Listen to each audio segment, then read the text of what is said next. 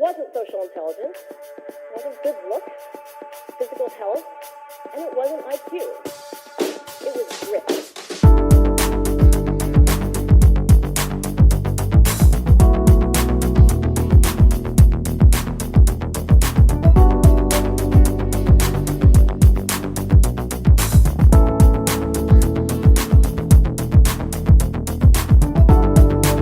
Rumah ini dahulu sederhana, ruang demi ruang dibangun bersama.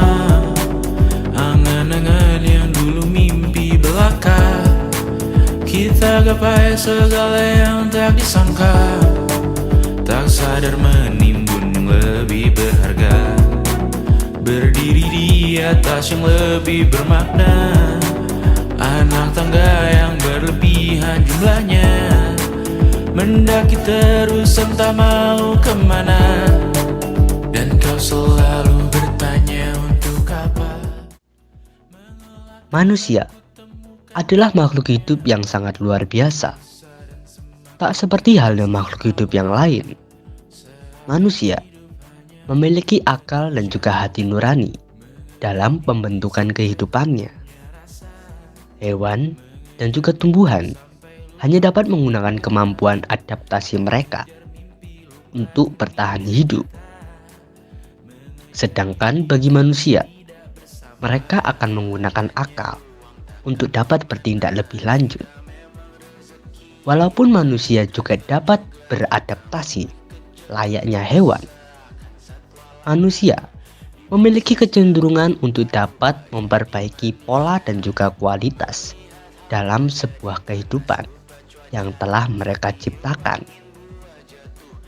Mereka, manusia, mengajarkan seberapa pentingnya hubungan relasi dalam menjadikan suatu organisme berada pada puncak kehidupannya masing-masing. Ilmu pengetahuan sangatlah penting, dikarenakan semakin tinggi pengetahuan dan wawasan akan dapat membantu seseorang mencari titik impiannya. Manusia dapat dikategorikan sebagai salah satu dari komponen biotik. Mereka pasti akan selalu berinteraksi dengan sekitarnya, entah biotik atau abiotik, atau juga bahkan dua sekaligus. Beberapa contoh seperti ketika mereka bermain bulu tangkis, basket, dan sepak bola, yang pasti akan melakukan kontak dengan benda-benda olahraga yang tergolong abiotik, dan manusia lainnya yang menjadi teman atau lawan timnya yang tergolong dalam biotik. Dari sini dapat disimpulkan bahwa komponen biotik adalah komponen hidup di alam yang meliputi makhluk hidup, sedangkan abiotik adalah komponen penyusun ekosistem yang terdiri dari benda-benda tak hidup. Namun, tak selama manusia itu sama. Pasti akan ada beberapa perbedaan yang ditemukan, seperti kondisi fisik dan cara bertahan hidup yang ditentukan dari habitat dan lingkungannya. Habitat lebih mengarah kepada suatu daerah wilayah yang mencakup biotik dan abiotik.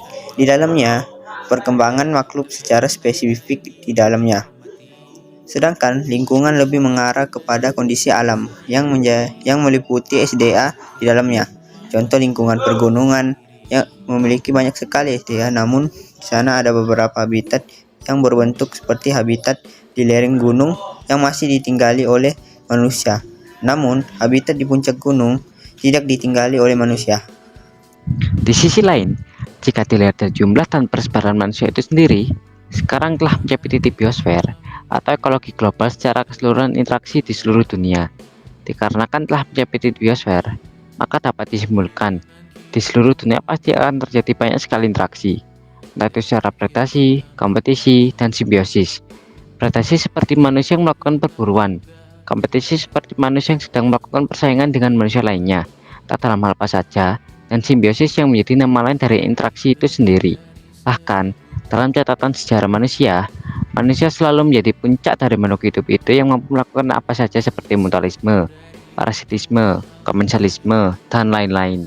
Yang sekarang menjadi terampil, menggosok garam di atas luka.